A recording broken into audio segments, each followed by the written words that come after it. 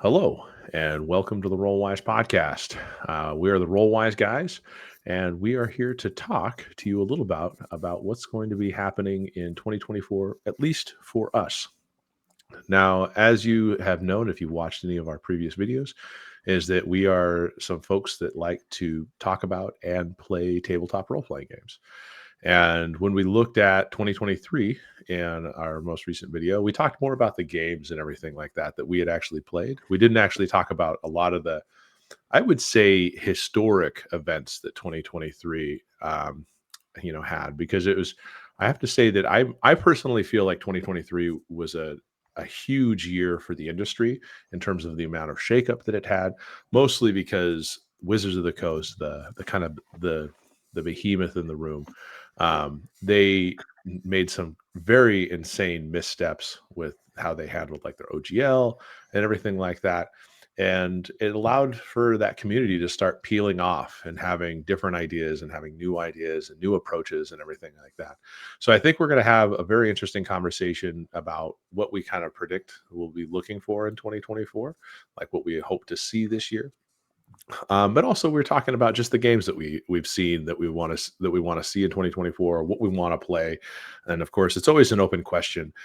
Do you have suggestions? What do you want us to play? All of those kind of things.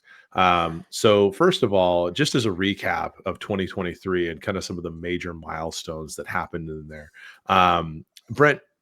I know that Wizards of the Coast is one of your favorite companies and everything like that, but in terms of what happened last year, I mean, do you have like a quick summary of like these are some bullet points that you recall seeing in the news as to what led to some of this tumult and why we think we're in an interesting Uh, place for 2024?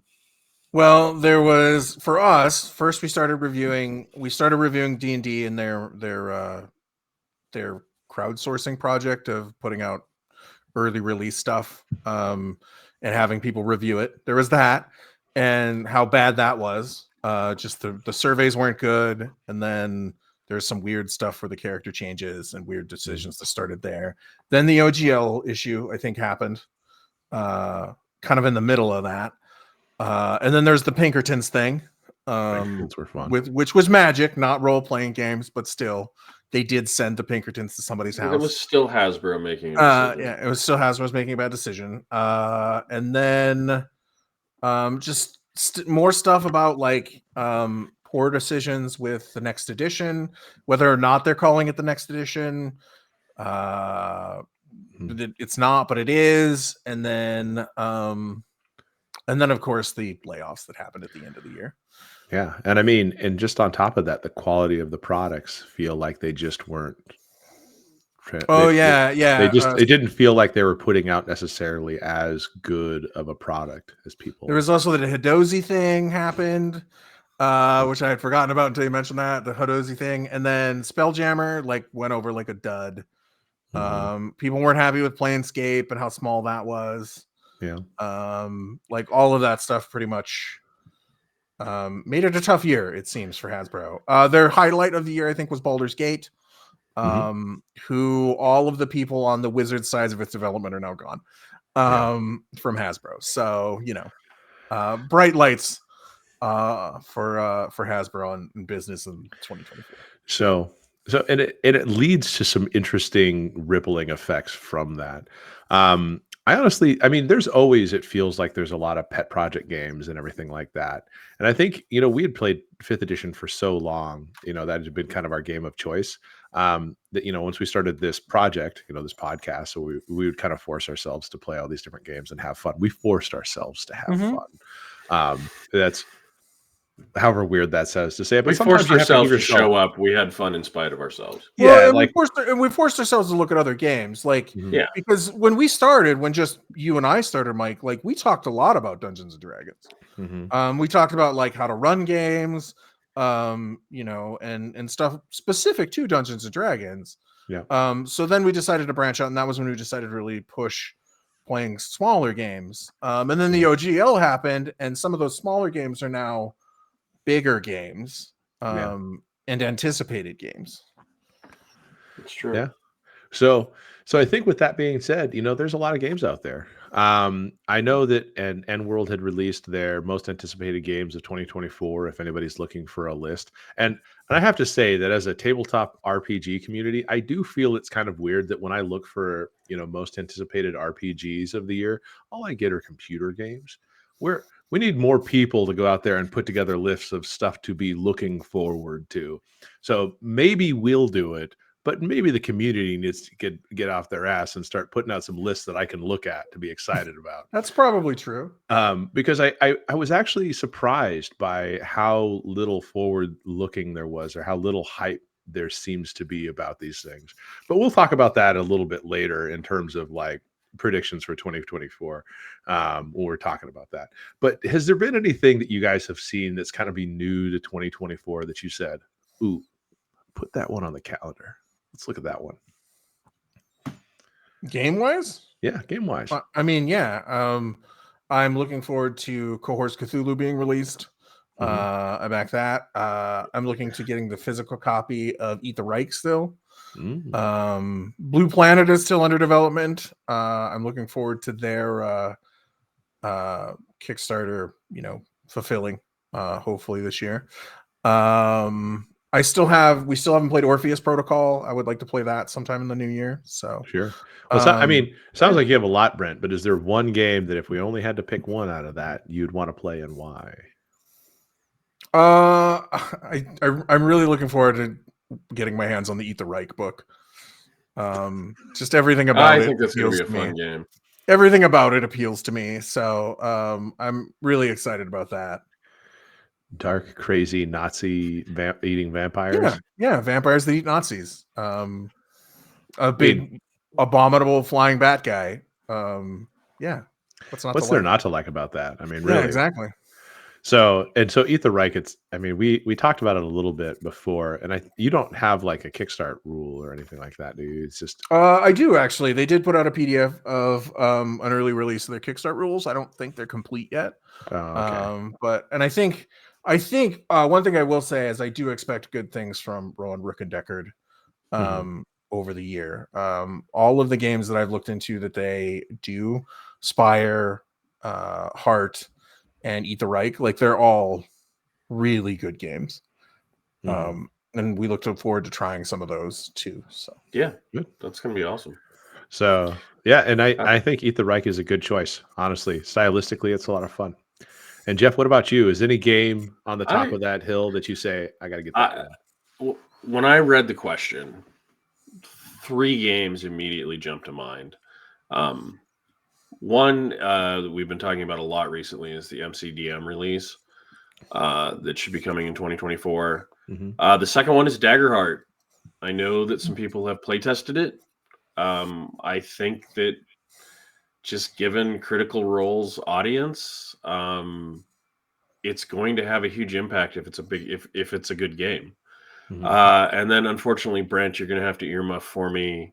I put the whatever edition of D&D that's coming out. Like it is hard for the largest player in the space to release something and not have some sort of a ripple effect. I don't know if I'm going to want to play it. Yeah, I'm not looking forward to it. I think it will make an impact. I guess I'm looking forward to the response. I don't know how it can be good. I'm interested to see what the response is. Okay. Really quick, the other game I wanted to add is Pathfinder Remastered. Okay. Yes. I'm looking forward to picking those up. Yeah. Yes. And I'm going to be honest. If I had to pick between Daggerheart and MCDM, well, that's a tough one. I want to play them both. Well, I think you might not have to pick, assuming Daggerheart does come out this year. MCDM may only come out with like an alpha version next year or this year, and then the full release I thought was 2025. So for this year, it probably is Daggerheart out of those. Yeah, and I will touch on the smaller publishers later in the episode. I feel like I'm mainstream guy, and Brent is small publisher guy right now.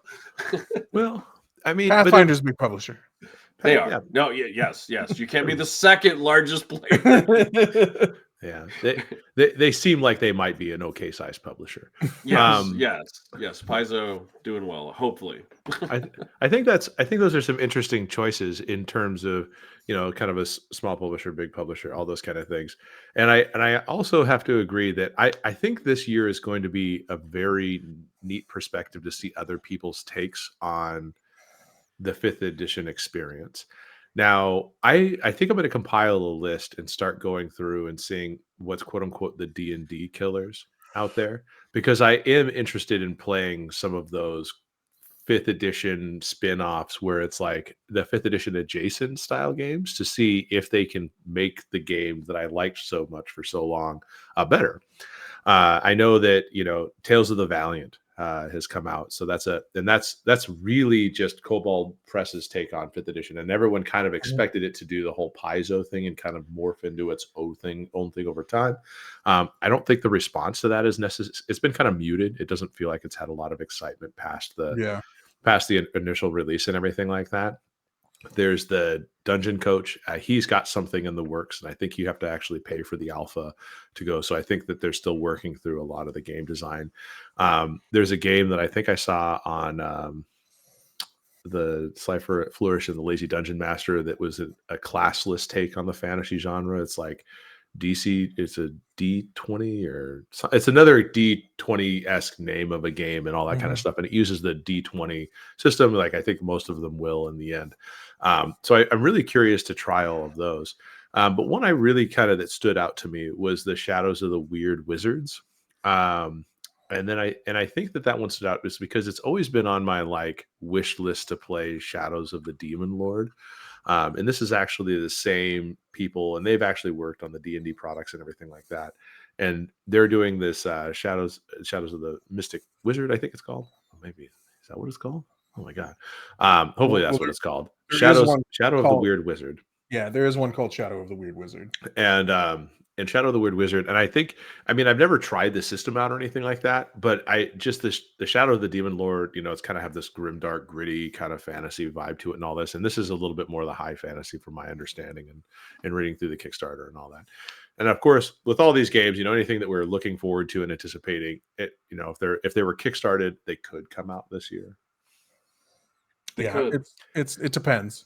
It really does depend. And I think MCDM is slated. I think they said it was going to take 18 months from funding. Yeah, I had kind of felt 2025 was where that was going to come back. And then of course, Mythic Bastion Land also ended up on there, and Electric Bastion Land by Chris McDowell is same guy doing both. I've wanted to explore that one more. It's just too many games, too little time. Yeah, Into the Odd is another one. Mm-hmm. He did Into the Odd, Electric Bastion Land, and Mythic Bastion Land. Yeah. So, and I think Mythic Bastion Land just completed its Kickstarter recently. Yep, Mythic Bastion Land just did. I want to say. So I don't know. It may not be a 2024 game either, but it would be really fun if it was. I hope, because based on what everyone else has said about it, obviously that's something there. And so it sounds like we have a lot of different games that we want to play and everything like that. Do you have anything particular this year that you want to talk about in these kind of videos? Do you have some topics or themes that you want to explore? And of course, anybody that's listening, obviously, if you guys want us to talk about certain things or at least give our opinion on it, right, wrong, or indifferent, let us know in the comments. But what about you guys? Do you guys have anything that you're excited to talk about or at least explore? There's lots of new games. There's lots of new games that I would like to do, both ones that are already out and new ones. I'd really, for myself, one of my goals I think this year is to kind of master the Cyberpunk Red kind of system, so I can run some more Cyberpunk games more confidently. I've only played that system a handful of times. As far as what we talk about, just talk about games, development of games. And I like doing like advice to people on how to help make their game a little bit better. And I hope we can keep doing that. So like our whole mysteries versus investigations, my revelation on that, discussing that a little bit more and things of that nature. And of course, horror games. Play all the horror games. That's fair. I don't think we're going to probably leave horror games out of our discussions. And you never know, it may just turn horror, because horror always feels like you can insert it into anything. Oh, we want to play this sci-fi game. Horror. Yeah, I feel like there's horror in pretty much every game done correct, except a lot of the more high fantasy games. Horror is like like horrible things exist and happen, but they aren't horrible because usually your characters are equipped to deal with it. In a level not like as a Delta Green agent, when horror happens, it's really kind of are we gonna be able to handle this or not? And sometimes not. Yeah, that's fair. That's true. So Jeff, what about you? Any topics or themes you wanted to really particularly explore for the community? Some of the things that I wanted to discuss was helping make, how do I say this? Helping players be able to play, better games. Not regardless of whatever system you're playing, but tips, tricks, topics to help you have a better game. Okay. Or to help connect you with people. Like, there's a lot of people that live in places where it's hard to find a group. Ways. I know that most of us have used Discord or some of the virtual tabletops, to try to play distantly. But there are groups out there. As I learned, we were talking, I didn't realize that there were GMs out there charging to run games on, aggregator sites. May not be for everyone. Don't know if you should have to pay, but if you pay, maybe, I don't know if you get a good experience or not. I have seen some other people cover some of those types of topics. And like Brent, I want to find more either new or games from smaller publishers. That was a lot of the fun that I had last year, was discovering some of these games. Now, some of them you're not going to get in a 10-year campaign, but honestly, I've never played in a 10-year campaign. Okay. Got more power to anybody who has. Yeah, me neither. It hasn't axe murdered their group, but or the group just hasn't fallen apart because life is hard to do anything for 10 years straight. But that's the thing that's got me jazzed, is finding more of these games, getting a chance to play them, seeing if we can get some people to watch some of those streams and comment and talk to us about things they like, things they don't, I would say, if I had to bunch it into two big groups, how to help people have more fun and how to find fun games for them to play. Yeah, no, those are good. I think finding games and I don't know, maybe it's a thing out there, but there's supposedly a DM to player ratio problem. It's always player in search of DM rather than DM in search of players. Depending on it, maybe at least online, I see like that seems to be the common complaint, is that there's usually more players than DMs. But no, I mean, I think that's the reality, is that DM is the responsible role, right? Like, that's the role. Like, you have to have the book, you have to know the rules, you have to write the story. So there's always a discrepancy. It's like healers and MMOs. They're just hard to find sometimes, because they're often underappreciated. So yeah, and I think one of the things that I would like to see in our conversations is encouraging and telling those people who might not want to be, who want to be a GM but they're just not sure, to step up, and we can help you a little bit, kind of guide you into it through talking about like new player experiences and experiences we had, and like mistakes we've made, because I've made many of a mistakes. We have a pile of mistakes we can draw from. Yeah, we have never held ourselves out saying, if you watch us, we're the best DMs and the best players. I think we've actually said the opposite. But you can have fun not being the best. Like, you have to want to try, and you have to want to participate. And if you do it, you will get better every time you do it. I think if you watch our live stream games from when we started doing them to the ones later in the year, I think you'll see that we even got better. Yeah. And just so you guys are aware, we're lazy. Those are unedited. So there's you will find out that these are just exactly like this is seeing the beasts in the wild, one could say, players in the wild, DM in the wild, all that kind of stuff. And I think that's important. Like, I think seeing one of the reasons that I really like what we've done with doing the one shots is I feel like DMs like Matt Mercer, and Brendan and all those guys have sort of put this ideal in the idea in people's heads, and it doesn't have to be that way. Like, you can just tell a story, and you don't have to do wacky. You don't have to be a voice actor or or brilliant. I mean, it helps. It will always help. It helps, but, and they're great. Not taking anything away from them. Yeah, and if you want to practice your games, but you can have fun running a game with your friends and just running it the way that we do. Yeah. Or the way that you want to run it. Or the way that you do. Like, yeah, exactly. True. But you can take pointers on how maybe we can help you a little bit. It's true. It's true. And I think that, some of those techniques, because, obviously, as we say, we've made a pile of mistakes and everything like that. We've accumulated those and all those things. But I think I'm going to take 2024. And last year was kind of the year of me learning about mysteries. And I almost feel like it was one of those like very insightful, once you reach the peak, it was a very small peak, you realize just how little kind of thing. It was I reached the top of the hillock and realized it was a very vast plain.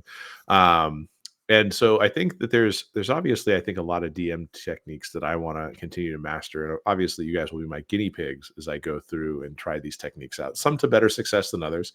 Our Delta Green game was kind of had a false start. It had a great idea in my head, but it had a not great execution, and I'll be the first to admit that. I don't. No, I'm talking about the Georgia game. Oh, that. Oh yeah, that. That one didn't. But that one kind of fell apart because people stopped showing up.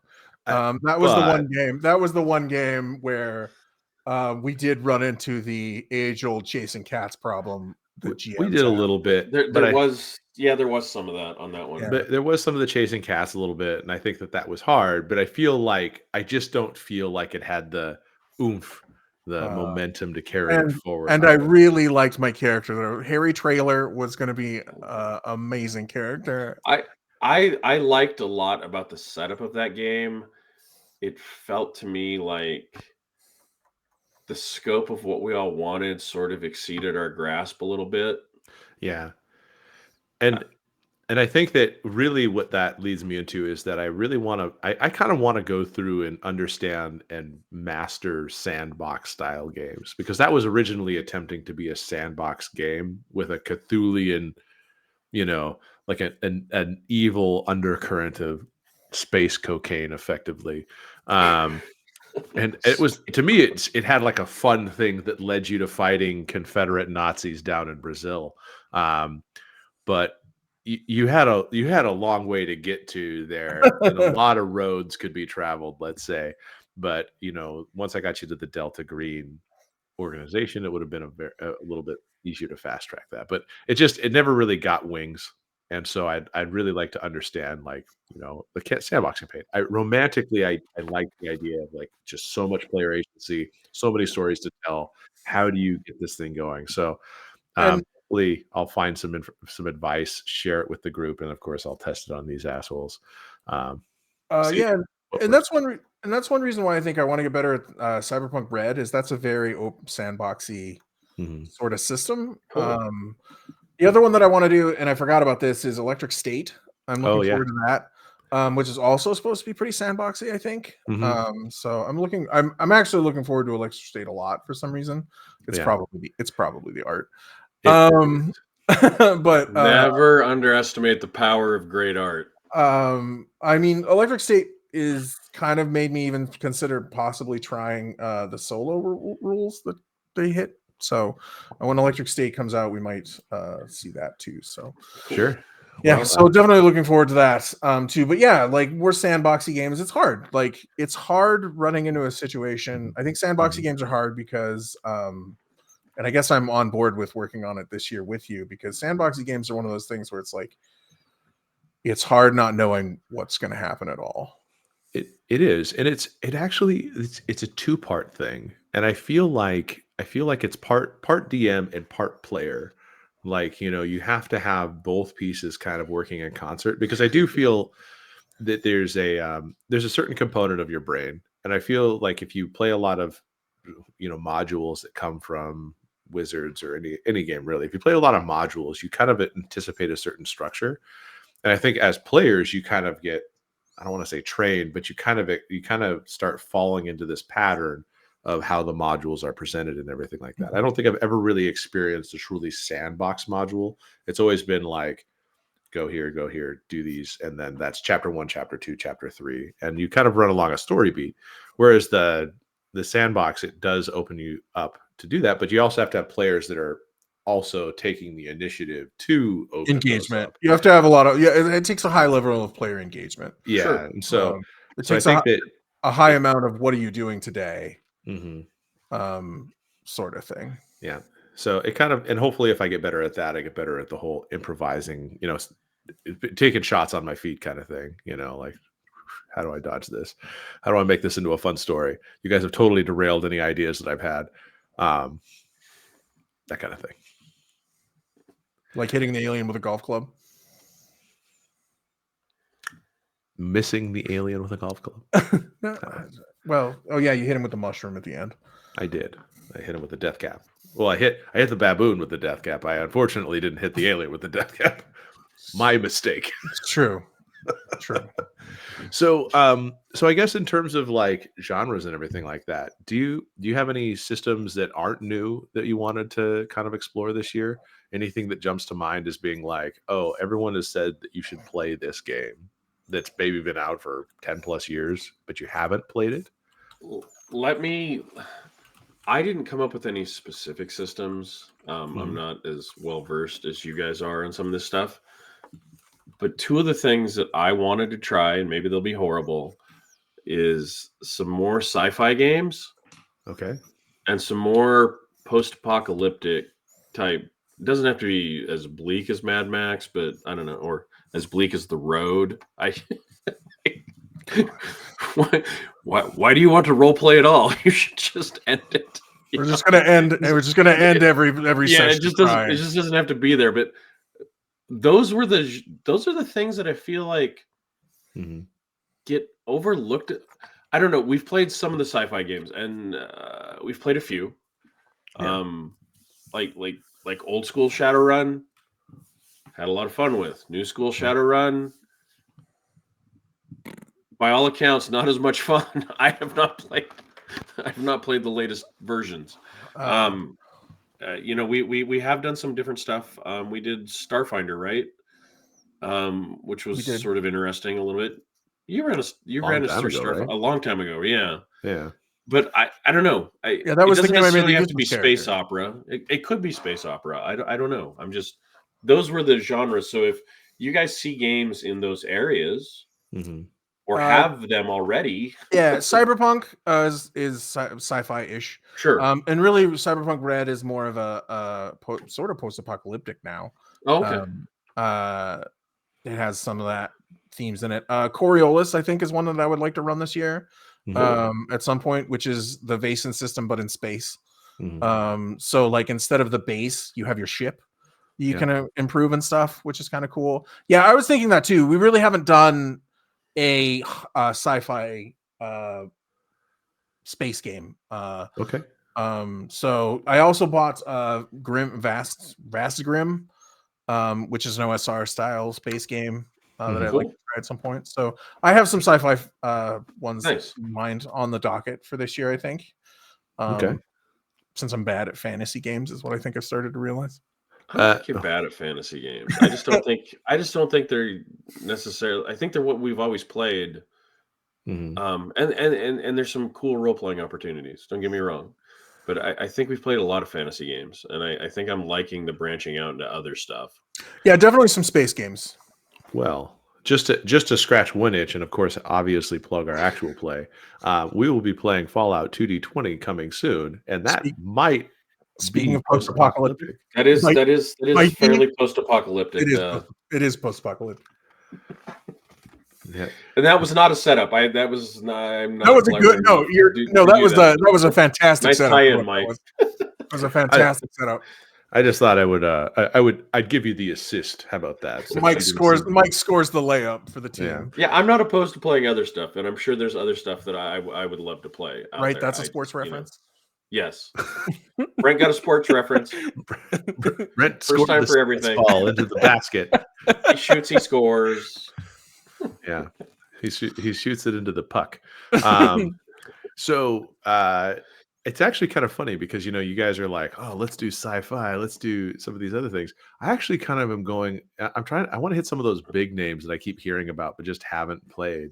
Like I like, for example, I want to play like Knave, and I think Knave Second Edition has got a new edition coming out. But I also want to play like Blades in the Dark. Blades in the Dark is a very well known and well respected game, and obviously, it went into some Candle Obscura because they liked some of the mechanics there. And I think I kind of want to experience how that game plays. I would definitely play Blades in the Dark. I feel like I need to read a bit before we play. I have read most of Blades in the Dark. And man, I find Blades in the Dark. I found that game one of the most intimidating role-playing games I'd ever read. Yeah, really? The rules really intimidated me. I do also one story I will say about reading Blades in the Dark is I read the whole book, and like I had in this vision the setting of Blades in the Dark being like airships and like leviathans floating through the clouds. And then I read it again and I was like, no, they're talking about whales. They're just talking about regular ships and whales. And I was like, what the fuck is wrong with me? I think yours might have been more interesting. But it was a weird realization because it's written very fantastically. Mm-hmm. That's a game that I think is rife for stealing stuff from, like setting stuff and everything. But man, the rules of that game just intimidated the shit out of me, and putting the players on the spot. Kind of like I would love to play in a Blades in the Dark game, but running it was I was like, oof, that one seems rough for me. I'm not the best rules guy anyways. Sure. And some of those seemed intimidating to me. Well, but I want to play it because people talk very highly of it. Play it. And I feel like that's something that if people are listening to this podcast and they're like, well, what kind of amateurs are these guys haven't played Blade in the Dark? Like, come on, we played a lot of years of D&D. We didn't even touch other games until then. So. Well, it's become kind of a Blades in the Dark is one of those games like Powered by the Apocalypse. It's become kind of a foundation game where like it's something that people have built a lot off of. Yeah, and that's kind of what I want to experience. I think Blades in the Dark. We've played a Powered by the Apocalypse game and playing Monster of the Week. We played a really refined game that's well regarded in that space. But I kind of want to hit some of those big games that we haven't played. I don't know if I necessarily need to go like Legend of the Five Rings or Modern Age. I mean, there's a lot of games that are just they're named, but I don't know how foundational they are. But I do want to try some of these games that have kind of like been top tier that I've just kind of like looked at but not touched. Yeah, Blades in the Dark. I think I don't know. I've heard of Knave, but I've never heard anybody like talk about it like they've played it. Blades in the Dark, I do know a lot of people have played, and that's definitely one that I think we should definitely hit. I think that's a good call. And then obviously, if we want to get into the OSR game, we should play Old School Essentials or something like that. But we'll do a peasant filter with Dungeon Crawl Classics. Dungeon Crawl Classics. Sure, and or we could play Shadow Dark. I think somebody should run a peasant filter sometime. Okay. Just because it's such a weird funnel. It's so strange to me. Like you have 5 people, most of them are gonna die. Hey, it's better than dying in character creation. I mean, Traveler, you could die in Traveler, and that Traveler took that out. Hackmaster was the one that was famous for that. But speaking of Traveler, maybe we try Traveler. You can run it. I feel like Traveler is one of those games that's been around forever that I haven't played. I think I played it. I have played Traveler. Okay. It's very generic fantasy in my opinion. But I haven't played it extensively though, and I don't know. I wouldn't be an expert on Traveler rules. Character creation's fun. Well, if you can't die, it's no fun. I don't know about that. It's pretty fun seeing how your character. I don't know. It's kind of like Cyberpunk when you decide to roll your history, like just kind of seeing how the character develops. It's kind of fun. Yeah. I don't always like random character generation, but some of the life stuff is kind of fun. Fair enough. So I think at least if anything, if I played Blades in the Dark this year and had a fun time on stream or in our home game with it, one of those could be a good time. I think Blades in the Dark, that's a good call out. I think Blades in the Dark is an excellent call out. Yep. I'm trying to think of other fundamental games that I've never played now that you mentioned that. Well, that's a big one. That's a perfect call to action from you in the comments that have made it 35 minutes into this episode. What other foundational games to the role-playing industry besides Dungeons and Dragons might you suggest we play? We may have played it. We may not. Let us know. What you think? Maybe give us a list. We're not above trying games. That's all I can say. And anybody that sends us a game that starts with F and ends with Adel. Oh, yeah. We're not playing that.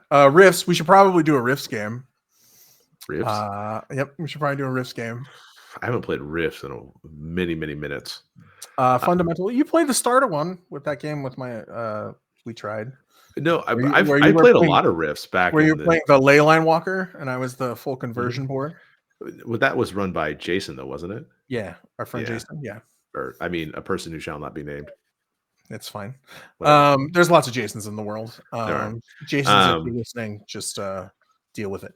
And we had cool characters in that. But yeah, we should probably run a Rifts game, mostly because I've been seeing Rifts art pop up on my Facebook lately. Really? And it's a very silly game. Okay. So yeah, what other foundational games would you suggest that kind of are, cornerstones of the RPG community that we haven't discussed? Let us know. And I think that leads us into predictions for 2024. I mean, just in general, what do you kind of expect from this year? Like 2023, I don't think if anybody were to get a bingo card out, I couldn't have possibly predicted all of the missteps of Wizards of the Coast and how they kind of just blew up a cash cow. I didn't think that was really how businesses were supposed to operate, but they put the cash cow on the tracks and ran it over with the train, as far as I could tell. That's a little bit of a morbid image for you. I don't know. Their PR department definitely seems to be 12 monkeys writing on a typewriter. That's for sure. But I guess the question is the slow implosion of the D&D brand going to happen? I mean, is it already as low as it's going to get and they're just going to release a new edition and everything's going to be fine? Or do you think that this is where we actually start to see that, the whatever 50 million plus players that play D&D start peeling off and creating different communities and we kind of start fracturing and we get a much more diverse set? What do you guys think? I think you will see a fracturing and it will diversify, but you'll never kill D&D. D&D will continue to be, when people talk about role-playing games, they'll say, oh, you play D&D? That'll continue to be the thing. I think we're going to see, I think the success of Wizards and D&D depends on if people really like the VT or not, the virtual tabletop. Because I think that's what we're going to see. Really, that's where we're going to see it going. Is we're going to see, and this is somebody else's prediction, not mine, but I watched a video on it, and their prediction was that they were really just trying to hit a state. That's why they could get rid of people. They were going to hit a state where they could just occasionally update stuff and just be consistent. They don't need all that staff anymore because they're in an update rules situation instead of a production situation. And I think that's probably the plan that I see happening, which I think will probably be disappointing to a lot of people. It's felt like most of their eggs were in the VTT basket for quite some time. Yeah. And we'll have to see. I think we're already seeing the player base fracture. I Shadow Dark, fulfilled Kickstarter, right? Our friends from Shadow Dark. But a lot of these Kickstarters last year that came out of nowhere and funded really large. Yeah, $4 million for MCDM. Yeah. No, which is awesome. Congratulations. But you're already seeing a fracturing of the player base. The question is it fracturing or is it cannibalization? Because like the one Well, thing that's weird about it is that, people, when you say D&D, D&D is like a household name. Mhm. But if you were to go and say like, oh, hey, I play Candle Obscura, people would be like, Well, yeah, okay. they'd say, "Oh, you play D&D?" That's Yeah, or exactly what is that D&D? Is that a different D&D? Yeah, exactly. Something like that. And I wonder if like, because it's interesting that you mentioned that because like, the MCDM people, I feel like they grew an audience within the DM world or D&D world, and then they like took it out. And I'm not sure how much overlay each of those groups have because I think the Critical Role people are going to do the same thing. They with Daggerheart, they're going to try to take that group and excise it into their own little ecosystem and because none of these games are yeah, going to have rules that match up. Like I think what was it? Daggerheart is 2d12, MCDM is going on a 2d6 plus other weird dice. Then there are the Tales of the Valiant kind of clones and stuff like that. And it's like how many? I mean, everyone's going to be fighting for a lot of that pie, and it'll be interesting to see if D&D can hold its spot on the hill. I'd be and curious. you make a good point. I'm also curious as to some of these smaller companies if they can continue to produce A+ content, like new content to get people to continue to buy products from them that doesn't support D&D, that isn't OGL product. Like nothing again. If they, I don't care if they produce OGL content as well, right? That's good. They've got to do whatever they got to do as a business. But when you launch some of these new games and you have this publishing company, you need to keep income rolling into the publishing company, and there's diminishing returns from your last launch, right? The further you get away from it, So can they produce new supplements to that, or create new settings, or create new games? Continue to do that. I think that's going to be the interesting part. I think that'll be the interesting development is to see which path they go. Like if you look at Yeah. Rowan Rook and Deckard, they make new games. Like they don't Yep. produce much expansions for the games. They just make new games. They made Mhm. Spire and then Dagger and then Heart and then Eat the Reich, and like they just put out new games. So it'll be interesting to see. You're right. It'll be interesting to see if they can do that and keep that up. The other thing I think will be interesting to see if D&D does hit a critical point. Will Hasbro get to the point where they sell it to somebody? Yeah, kind of release the My whale here. instinct is no, because I think it's a the only, lot of IP to give up. and I think it's the only thing that's really making the money right now. That and Magic. But if they really think it's ground out as much money as they can get from, if they can't get that video game money, that they seem to be looking for, like, are they going to sell it to somebody who might treat her better, so to speak? Yeah, that would be kind of a weird path. I think if they, I don't want to say that Wizards of the Coast is going to spin off from the D&D folk because I feel like I don't think so either, but it would be interesting to see if they get that yeah, far. because honestly, is the D&D ecosystem a good ecosystem? I feel like it is. Like if you were a creator like 2 years ago and you were like in that tsunami like wave that D&D was kind of riding out of the virus that shall not be named, you could build a huge audience because D&D was kind of a common vernacular. Everyone knew the rules. You could kind of build your set, you could build adventures, you could build additional supplements, you could kind of, and I think that that's what led to some of those really big Kickstarters, which was fascinating to see. Just and it's like funded in 6 seconds. You're like, wow, what just happened? What because just happened? Yeah, because you'd seen that one game that that you had sent me to look at. What was the name of the game? The anime inspired Upwind. Upwind. So I actually looked at that. That was from like 2017, wasn't it? Yeah, I think so. Upwind like funded, but it funded in the tens of thousands of dollars. And now if you see some of these creators and that's because it's a different game. It's not D&D. It's all that kind of stuff. So it's kind of, I mean, I don't know if it's a pet project or what you would call it, but it's a passion project for somebody, but it's not in the D&D ecosystem. And then you compare that to what D&D Shorts did last year in terms of that, the yokai book that they released at 3.5 million. Like, yeah, it's crazy how people who make D&D content have made careers off of producing that content. And I think that's And the other thing to worry about is I think there's going to be another OGL thing. I think they're going to try and sneak it out on people. And I think it's going to be a nightmare again. Or people just aren't going to care at that point because they're going to be like, oh, I'm doing my own thing. That's fine. But like, yeah, no, it is amazing because like the Blue Planet Kickstarter funded for like a lot less than some of those other ones, and that's a classic game. Like that's a game that's been around forever. And this is a new edition of it that they kickstarted. So yeah, to see some of those games just hit amazing amounts of money is well, Shadow Dark too. Yeah. Well, Shadow, and honestly, Shadow Dark, I mean, it came at like the perfect time. And the Kelsey from Arcane Library or whatever, I mean, that was like a master class on how to get a brand inserted into the right moment, the right place to just nail that money. And obviously it worked because people are hungry for it. Look at Jeff Stable. He bought into it. So I do really like the cover on the one. I do. No, I love the art.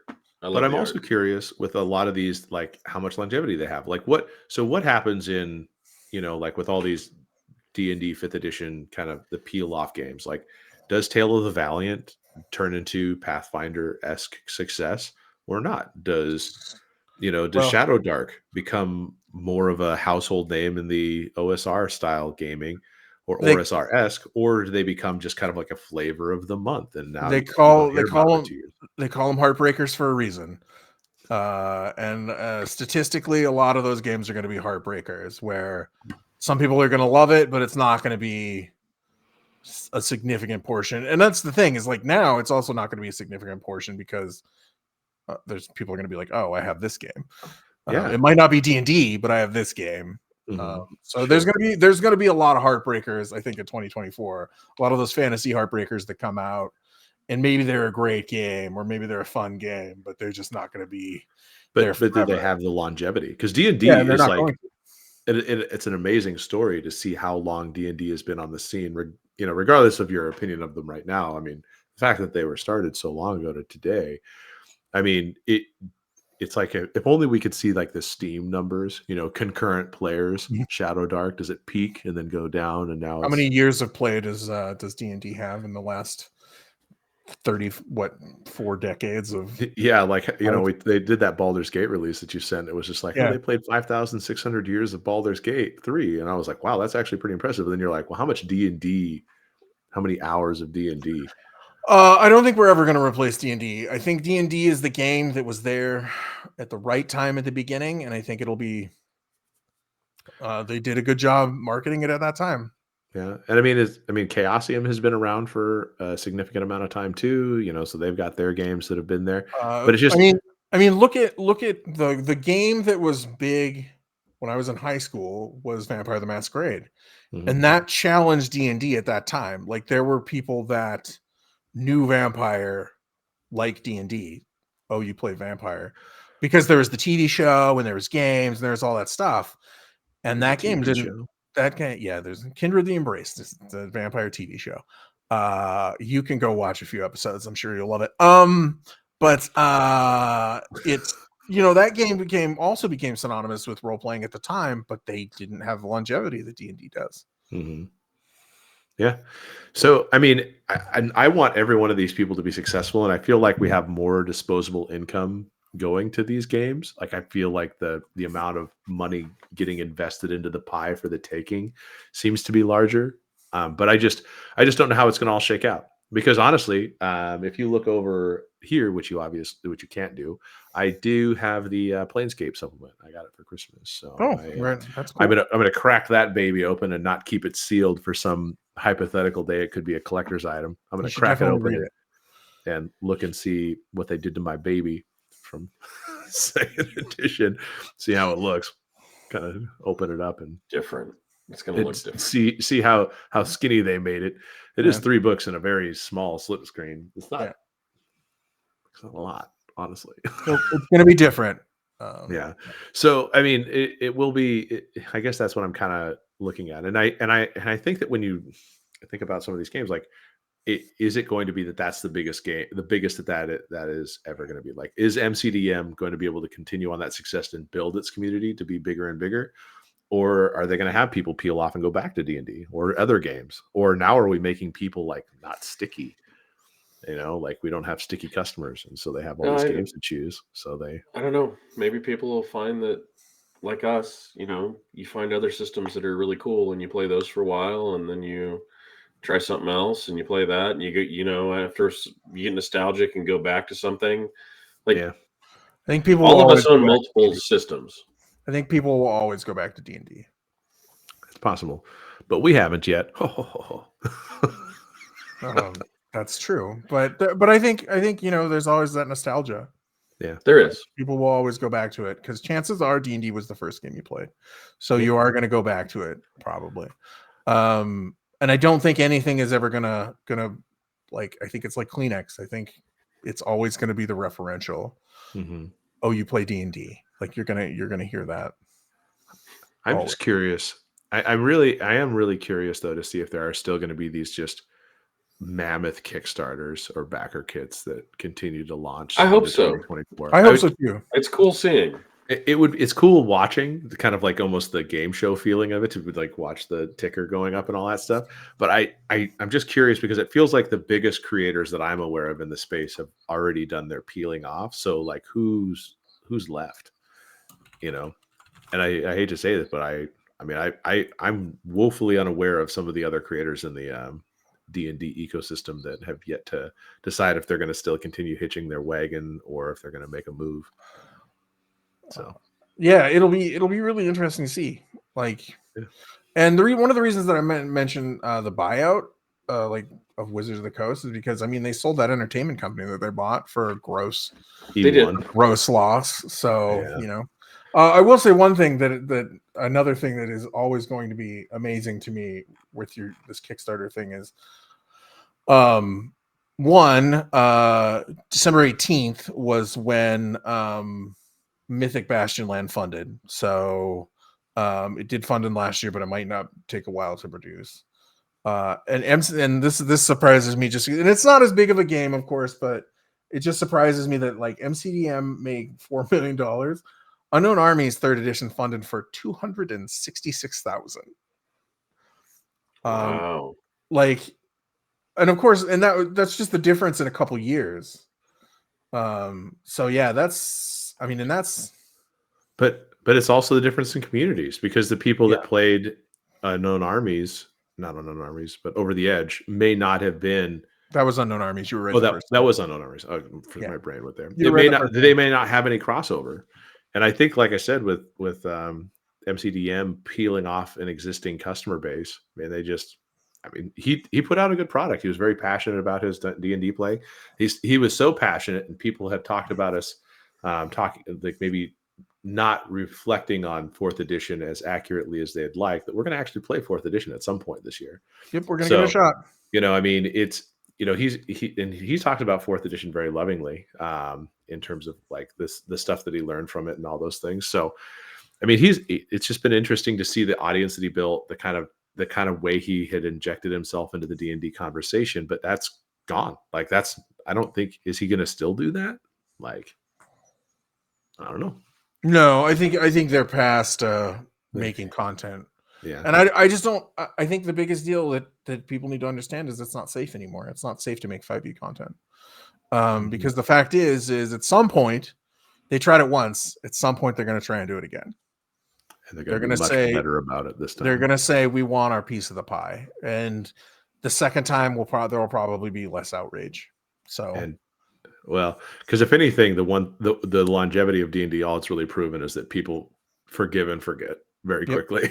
That's true. Indeed. because they didn't change their table games based on the news of the day that was kind of churning throughout the year. So yeah, I would hate to all of a sudden pack up a campaign just because I was like, "Dang you, D&D, you did something and now you've ruined my week." Ruined my life. You've ruined it. My 1 day a week of escapism. You made it so I can't do it. Or something. So, okay. Well, with that, I think we actually talked longer than I anticipated we'd talk about this stuff, but it's interesting to talk about. And I think the future is an amazing thing, and we are looking forward. So Yeah, there's a lot of good games. So stay tuned. We're going to play a lot of games. So, Jeff, you want to send us off into the wild blue yonder? Yeah, you should track us down on social media: Facebook, Threads, Twitter, and YouTube. It's at Rollwise. And if you want to email us, it's rollwiseguys@gmail.com. And as always, thank you for joining us. We appreciate every one of you.